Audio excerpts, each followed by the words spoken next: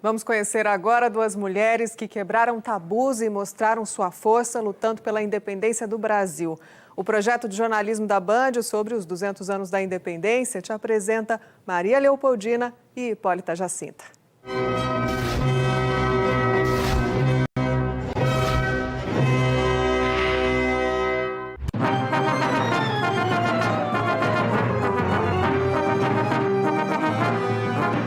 Nos livros de história, elas pouco aparecem.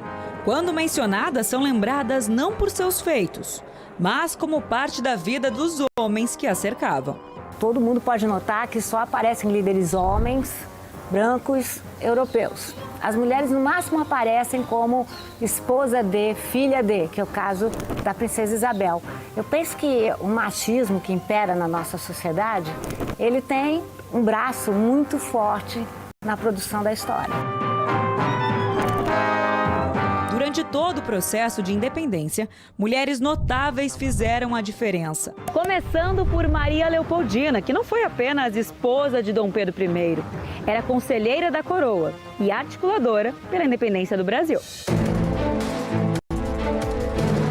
Mesmo com sua relevância pública, Leopoldina ainda é lembrada por muitos apenas como a mulher traída de Dom Pedro e retratada como amargurada por um casamento arranjado pela família.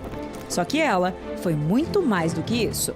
Muito culta, ela, que era austríaca, estudou 5 idiomas, inclusive português. A princesa e futura imperatriz teve um papel essencial para convencer Dom Pedro I a ficar aqui, mesmo com a pressão de Portugal pelo retorno. Em agosto de 1822, durante uma viagem do marido, a princesa foi nomeada regente. Vendo aumentar a pressão de Portugal para que Dom Pedro voltasse ao país, Maria Leopoldina convocou o Conselho de Estado das Províncias. Aconselhada por José Bonifácio de Andrada, ela assinou documentos que defendiam a independência e enviou uma mensagem incisiva ao imperador. Esse momento crucial foi registrado em tela, quase 100 anos depois, pela pintora paulista Georgina Albuquerque. Não é uma tela comum a gente imaginar que a independência do Brasil foi capitaneada por uma figura feminina dentro de um gabinete, ela sentada elegantemente, os homens numa espécie de semi-corte a ela. É a única interpretação que a gente tem assim, né? Com tanto protagonismo de uma mulher. A escolha foi tomada pela pintora um século depois da independência, quando as mulheres lutavam pelo direito de votar. Na mesma época, um outro quadro, desta vez pintado pelo italiano Domenico Failucci, retrata uma Leopoldina bem diferente. Failucci a construa como uma mãe, né? Como alguém cujo grande feito foi produzir o segundo imperador do Brasil. Então, se a gente olhar bem a tela, quem que ela tem ao colo? O Dom Pedro II, que é o futuro do Brasil. Então, o grande legado dela é o legado da maternidade. Além da princesa, a história da independência tem outras mulheres ilustres. Um exemplo? Décadas antes do Grito do Ipiranga, já chamava a atenção a participação política de Hipólita Jacinta Teixeira de Melo, dona de terras na cidade de Prado, em Minas Gerais. A gente está falando de uma sociedade do final do século XVIII, uma sociedade altamente machista, baseada no poder do homem. E a gente encontra a Hipólita, uma mulher alfabetizada, que já era incomum no final do século XVIII, uma mulher ser alfabetizada. Além de ser alfabetizada, ela era culta e tinha uma participação política ativa. Isso era praticamente inaceitável no final do século XVIII. Durante a Conjuração Mineira, movimento separatista contra a dominação portuguesa, Hipólita abriu sua casa para reuniões, mesmo arriscando a vida. E ela participou também enviando cartas, bilhetes, né, quando o Tiradentes e o Silvério dos Reis foram presos.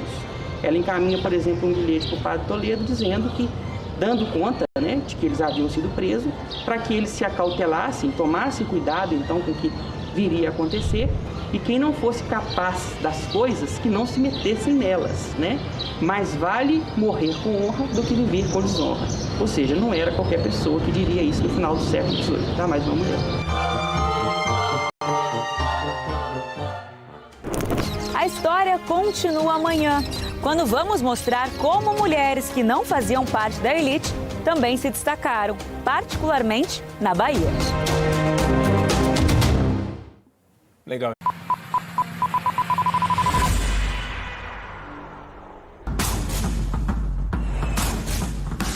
beneficiários são as pessoas do Bolsa Família. É uma perseguição impressionante. Primeira aplicação da vacina contra o coronavírus. Com a saída das tropas americanas, Os senadores continuam com a análise de dados. Ficaram muito assustados com a intensa troca de tiros. Um verdadeiro absurdo.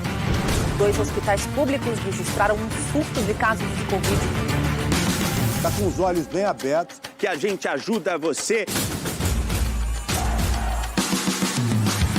Vamos falar de bolsa. Inflação oficial registrou o menor número de internações do ano. É só no nosso. Tem aí o povão reclamando, Ladino. Tem que ter uma solução para isso aqui.